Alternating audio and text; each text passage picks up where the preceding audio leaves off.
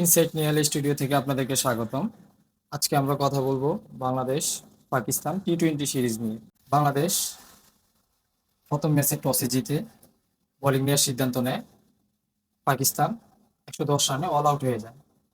Bangladesh 15 over 3 বলেই match win করে নেয়। আমরা দেখতে পেয়েছি বাংলাদেশের ব্যাটসম্যানরা বেশি একটা সময় নেয়নি ম্যাচ উইন করতে। পারভেজ ইমন 39 বলে 54 রান করে তিনি ম্যান অফ দ্য ম্যাচ হয়ে যান। এখন আমরা কথা বলবো বাংলাদেশ পাকিস্তান টি-20 সিরিজের দ্বিতীয় ম্যাচ নিয়ে।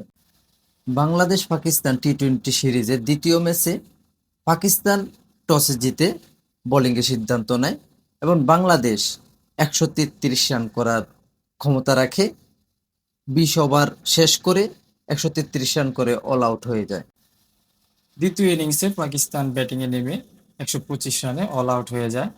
বাংলাদেশ 8 রানে জয়ী হয়ে যায় এবং দ্বিতীয় ম্যাচের ম্যান অফ দ্য ম্যাচ হয় জাকের আলী, যার রান ছিল 48 বলে 55।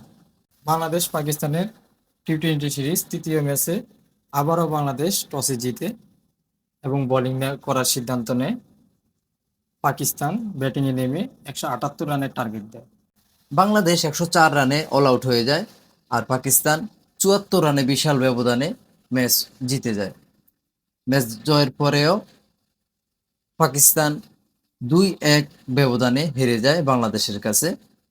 আর লাস্ট ম্যাচের ম্যান অফ দ্য ম্যাচ হয় সাহিবজাদা ফারহান। তিনি 41 বলে 63 রান করেন। মোটামুটি একটা টি-20 স্কোয়ারিং রান হয়েছে 178 রান।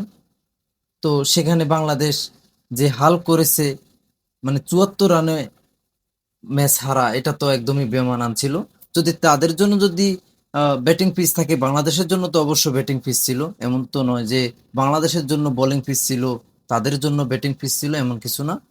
দুই দলের জন্য একই রকমই পিচ ছিল, কিন্তু বাংলাদেশের ব্যাটসম্যানদের একদমই খারাপ ধারাবাহিকতা ছিল, যার কারণে একদমই অনেক কম রান হয়। ব্যাটসম্যান যারা ছিল কেউই দাঁড়াতেই পারেনি। শুধু বোলারদের দিক থেকে, অলরাউন্ডার দিক থেকে সাইফুদ্দিন মোটামুটি একটা ভালো স্কোর করার কারণেই হয়তোবা তাদের হারার যেই স্কোরিং তা একটু কমে আসে। আমরা অনেক আগ থেকেই জানি মিরপুর শেরেবাংলা স্টেডিয়াম, সেখানে আমাদের যে পিচ তৈরি করা হয় সেখানে একটু লো স্কোরিং পিচ থাকে। বড় বড় টিমগুলা বাংলাদেশে আসে কিন্তু তারা বড় কোনো স্কোর করতে পারে না। যেমন আমরা আগেও দেখতে পেয়েছি অস্ট্রেলিয়া বাংলাদেশে এসেছে, তারাও কিন্তু এরকম 100 রানে, 110 রানে, 95 রানে, 85 রানে অল আউট হয়ে যায়, যা একদমই বেমানান ছিল। অন্যদিকে আমরা আবার দেখতে পেয়েছি নিউজিল্যান্ড আসছে, তাদেরকেও সেম অবস্থা হয়েছে।